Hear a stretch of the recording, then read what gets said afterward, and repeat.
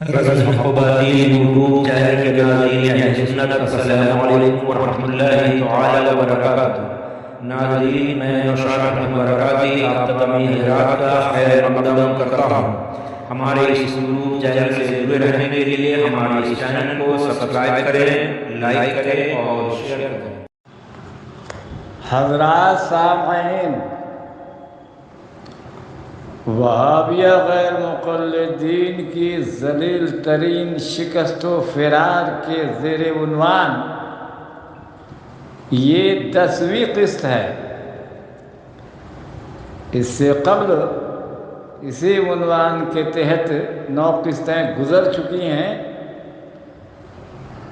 جن میں نے دلائل قاہرہ سے ثابت کیا ہے کہ اہل سنت و جماعت کے سنی بریلوی مسلمانوں کے یہ عقائد بالکل قرآن و حدیث کے مطابق، قرآن و سنت کے مطابق اور بالکل حق ہیں، اور وہابیوں کے عقائد قرآن و حدیث کے بالکل خلاف اور کفریہ عقائد ہیں۔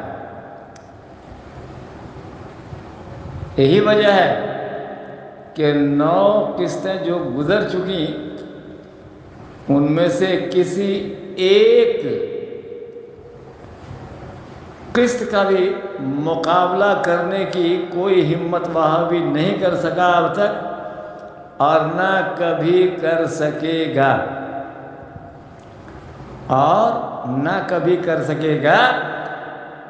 بات یہ ہے کہ یہ وہابی محمد بن عبد الوہاب نجدی کے فضلہ خوار و پیروکار شیخ نجدی کے عقائد کو پھیلانے کے لیے یہ پورا زور لگاتے رہتے ہیں، اور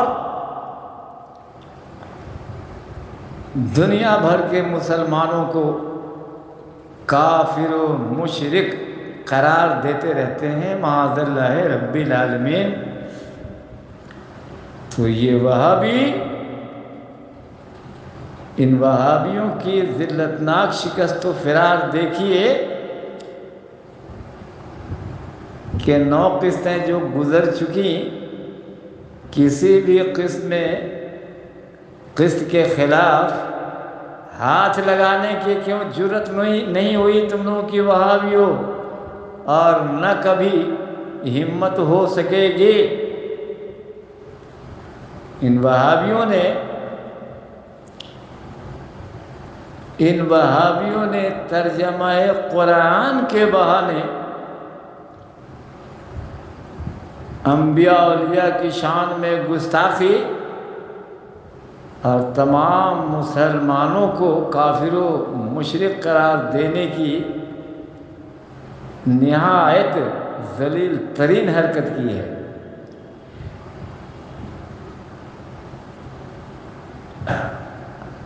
عبد الحنان نجدی،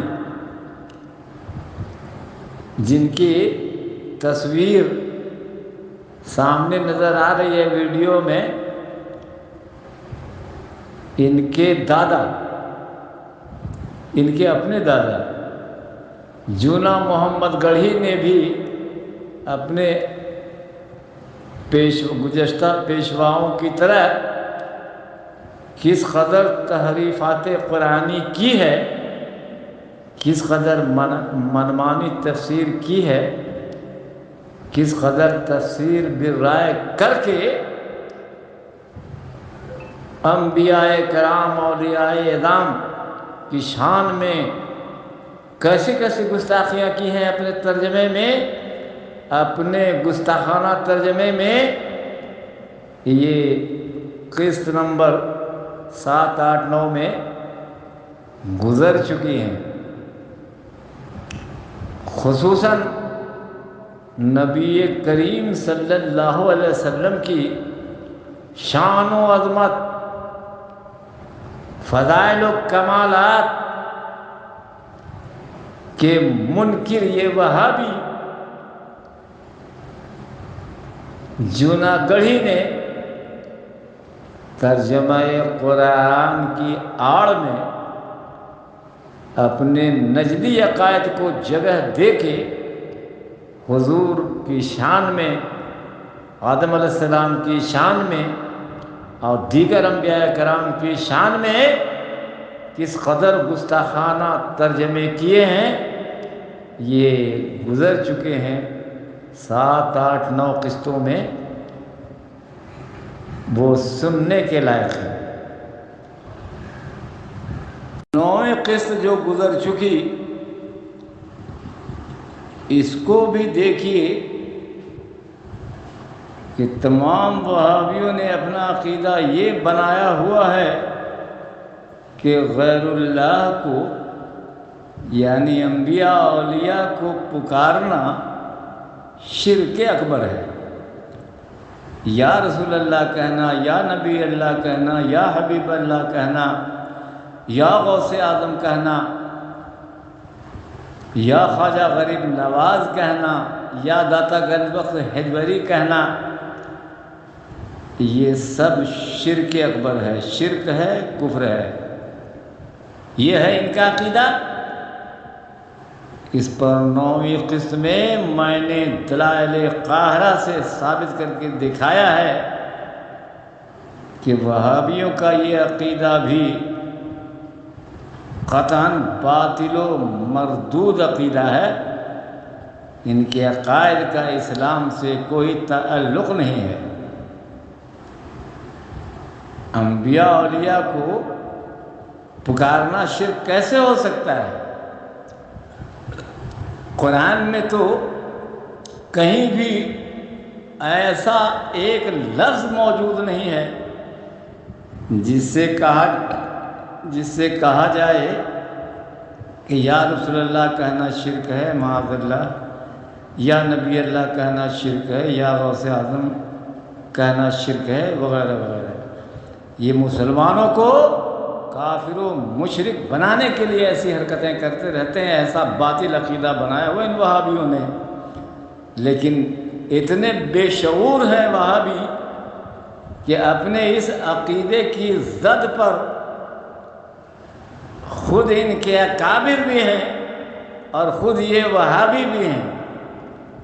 مثال کے طور پر اگر یا رسول اللہ یا نبی اللہ کہنا شرک ہے، ان کو پکارنا شرک ہے، تو یہ وہابی خود عین حالت نماز میں پکار کر کہتے ہیں السلام علیکہ ایھا النبی،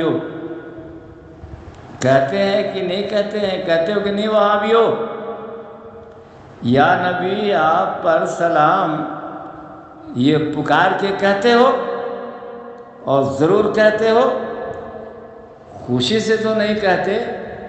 ارے تم خوشی سے رسول اعظم کو کیسے پکارو گے خبیثو؟ اللہ تبارک و تعالیٰ تم لوگوں سے نماز میں، عین حالت نماز میں اپنے حبیب اکرم صلی اللہ علیہ وسلم پر درود و سلام بھی پڑھوا لیتا ہے، اور پکار کر تم سے اللہ تبارک و تعالیٰ کہلوا لیتا ہے السلام علیکہ ایھا النبی۔ تو جب پکارنا شرک ہے، یا رسول اللہ یا نبی اللہ کہنا شرک ہے، پکارنا شرک ہے، تو تم اپنے اس باطل عقیدے کی بنیاد پر تم خود اپنے باطل قول کی بنیاد پر تم خود مشرک ہو گئے پکار کے۔ غیر مخلدین شاطر خود اپنے منہ کافر بنتے ہو کہ نہیں؟ یہاں بتاؤ وہابیو۔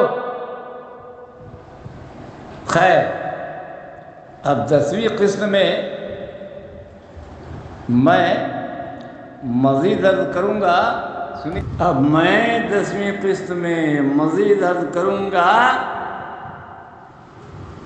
کہ قرآن کریم میں آیت کریمہ ہے انما حرم علیکم المیتۃ والدم ولحم الخنزیر وما اہل بہ لغیر اللہ، یعنی اس نے یہی تم پر حرام کیے ہیں، مردار اور خون اور سور کا گوشت اور وہ جانور جو غیر خدا کا نام لے کر ذبح کیا گیا ہو۔ کیا ہے اس میں، اس ترجمے میں وما اہل بہ لغیر اللہ، وما اہل بہ لغیر اللہ کا ترجمہ کیا کیا اعلیٰ حضرت نے، اور وہ جانور جو غیر خدا کا نام لے کر ذبح کیا گیا ہو وہ حرام ہے۔ تو اس آیت میں، اس آیت کریمہ میں وما اہل بہ لغیر اللہ میں ارے صرف انہیں جانوروں کو حرام قرار دیا گیا ہے جن پر بوقت ذبح غیر خدا کا نام دیا گیا ہو۔ خدا کے سوا اور کسی کا نام لیا گیا ہو وہ جانور حرام ہے۔ تو یہاں ذبح کی، بوقت ذبح کی قید لگانا ضروری ہے۔ بغیر ذبح کی قید لگائے ہوئے اس کا صحیح ترجمہ کرنا مشکل ہے بلکہ ناممکن ہے۔ تو ذبح کی قید لگائی اعلیٰ حضرت نے، اور ثابت ہوا کہ تم پر خدا نے غیر خدا کا نام لے کر جس جانور کو ذبح کیا گیا ہو وہ حرام ہے۔ لیکن وہابیوں نے اس کے ترجمے کیا کیا کر دیے ہیں، کیا ترجمہ کیا ہے؟ سنو وہابیوں، تمہارے اکابر نے، تمہارے بڑوں نے، تمہارے پیشواؤں نے اس کا ترجمہ کیا کیا ہے، سنو۔ یہ جوناگڑھی سورہ الانعام میں آیت 145 میں اہل لغیر اللہ بہ کا ترجمہ اس نے کیا ہے، سنو۔ جو شرک کا ذریعہ ہو کہ غیر اللہ کے لیے نامزد کر دیا گیا ہو۔ دیکھو، ذبح کی قید لگانی تھی لیکن نہیں لگایا، اور جو شرک کا ذریعہ ہو کہ غیر اللہ کے لیے نامزد کر دیا گیا ہو یہ ترجمہ کیا۔ اور سورہ بقرہ کی آیت 173 میں ہے وما اہل بہ لغیر اللہ، اس کا ترجمہ جوناگڑھی نے یہ کیا کہ اور ہر وہ چیز جس پر اللہ کے سوا دوسروں کا نام پکارا گیا ہو وہ حرام ہے۔ اور سنو وہابیو، غیر اللہ کی نظر و نیاز حرام ہے کہ زیر عنوان اس میں وما اہل بہ لغیر اللہ کا ترجمہ وہابی نے یہ کیا ہے کہ اور جو چیز جس پر اللہ کے سوا دوسرے کا نام پکارا جائے حرام ہے، اور جس چیز پر اللہ کے سوا دوسروں کا نام پکارا جائے حرام ہے، یہ ترجمہ کیا ہے۔ اور دیکھو وہیں پہ لکھا ہے کہ اور ہر وہ چیز جو حلال تو ہے مگر غیر اللہ سے منسوب اور مشہور ہے تو پھر حرام ہے۔ دیکھا وہابیو کیا ترجمہ ان لوگوں نے کیا؟ بوقت ذبح کی قید نہیں لگائی، اور اس لیے نہیں لگائی کہ یہ فاتحہ، عرس، نذر و نیاز وغیرہ کو، 11ویں شریف کو، سب کو حرام قرار دینے کے لیے یہ حرکت کی ان لوگوں نے۔ اسی لیے بوقت ذبح کی قید نہیں لگائی، بوقت ذبح جس پر غیر خدا کا نام لیا گیا ہو وہ حرام ہے۔ ارے یہاں تو صرف وہ جانور کا ذکر ہے کہ وہ جانور حرام ہے جس پر بوقت ذبح غیر خدا کا نام لیا گیا ہو۔ یہ بات ہے کہ نہیں وہابیوں؟ اس پر مزید 11ویں قسط میں سنو گے، اور یہ گزشتہ سے پیوستہ کے تحت 11ویں قسط ہوگی، یعنی اسی سلسلے سے ایک دم جڑا ہوا بیان ہوگا، جس میں وہابیوں نے جو یہ غلط ترجمے کیے ہیں ان پر ہماری گفتگو ہوگی انشاءاللہ تبارک و تعالی۔ انتظار کرو 11ویں قسط کا۔ وہ قصے اور ہوں گے جن کو سن کر نیند آتی ہے، تڑپ جاؤ گے، کانپ اٹھو گے سن کر داستاں اپنی۔ اور وہ اشرفی برکاتی کولکاتہ